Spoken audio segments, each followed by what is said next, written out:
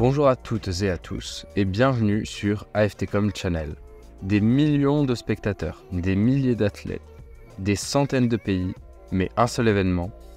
Les Jeux Olympiques ont, par ses simples aspects et par leur dimension internationale, un rapport tout particulier aux langues.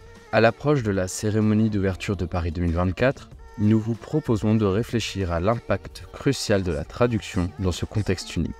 Sujet à la fois fascinant, incontournable et pourtant presque invisible. Pour y réfléchir, on va d'abord se poser quelques questions sur les particularités de cette traduction, en passant par trois axes. Les spécificités de la traduction sportive, les besoins dans le domaine touristique et les besoins relatifs à l'aspect médiatique des Jeux. Par la suite, on s'interrogera sur le rôle des interprètes et des traducteurs auprès des sportifs, et on mettra en avant le rôle central de la traduction et des langues dans les Jeux Olympiques, événement international par définition. Enfin, nous conclurons sur les aspects pratiques et ce qui est concrètement mis en place en 2024 pour l'occasion.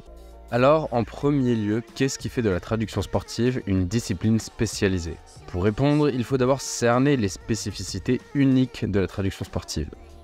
Comme toute traduction spécialisée, elle requiert une connaissance approfondie des sports concernés, mais aussi une véritable capacité à transmettre à la fois l'émotion et la précision technique.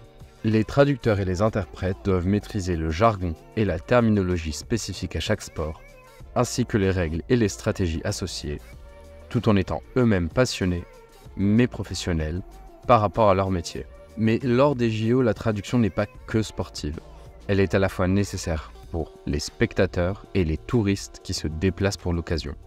Et en réalité, elle est omniprésente. Les panneaux d'information, les brochures, les annonces dans les transports en commun et les guides de l'événement sont traduits dans plusieurs langues pour assurer que tous les visiteurs puissent s'orienter facilement dans la ville hôte. Les applications mobiles et les sites web officiels des Jeux fournissent également des informations multilingues et sont développés de manière à être le plus accessible possible. De plus, les bénévoles polyglottes jouent un rôle crucial en aidant les visiteurs dans différentes langues, créant ainsi une atmosphère accueillante et inclusive. Mais au-delà de ces questions, la traduction joue un rôle clé dans la couverture médiatique des Jeux. En effet, les retransmissions en direct sont souvent accompagnées de commentaires et d'analyses dans plusieurs langues pour atteindre un public mondial. Les journalistes et les correspondants utilisent des services de traduction pour couvrir les conférences de presse et les interviews avec les athlètes, assurant ainsi une communication fluide et précise à l'échelle internationale. Justement, les interprètes sont eux aussi des acteurs essentiels. Ils sont omniprésents lors des événements sportifs, notamment dans les conférences de presse et les vestiaires. Ils assurent la communication entre les entraîneurs, les athlètes et le personnel des événements. Une mauvaise interprétation peut avoir des conséquences désastreuses, pouvant aller jusqu'à la disqualification. La traduction se doit donc d'être précise, neutre, et capable de capturer l'émotion et l'intensité des moments sportifs, tout en répondant aux besoins pratiques des athlètes.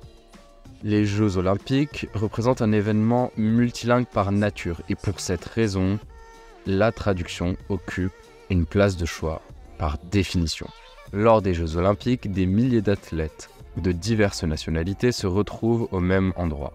La traduction est incontournable pour garantir une convergence harmonieuse. Les JO modernes, sous l'impulsion de Pierre de Coubertin, sont imprégnés d'une forte empreinte francophone. Au-delà de cette empreinte francophone, l'allemand, l'anglais et le grec trônent eux aussi au rang de langue officielle des Jeux. Et encore une fois, au-delà de ce quadrilinguisme, tous les pays et toutes les langues sont concernés par la question, au vu de la portée internationale de l'événement. Cependant, les Jeux Olympiques ne se limitent pas aux compétitions sportives. Ils accueillent également des millions de spectateurs venus du monde entier, dont beaucoup ne parlent pas français.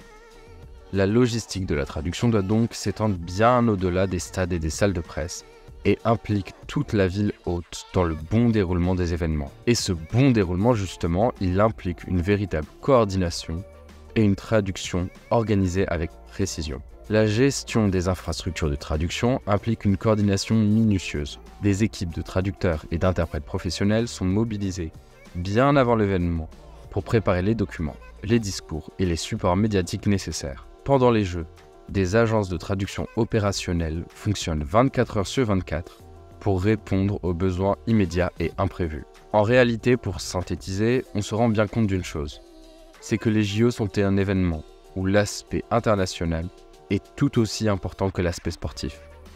Et si l'on devait reprendre la formulation d'Umberto Eco, qui voyait la traduction comme la langue de l'Europe, on pourrait dire que la traduction, c'est la langue universelle des Jeux Olympiques. La traduction garantit que les athlètes, les spectateurs et les médias du monde entier puissent partager cette expérience unique.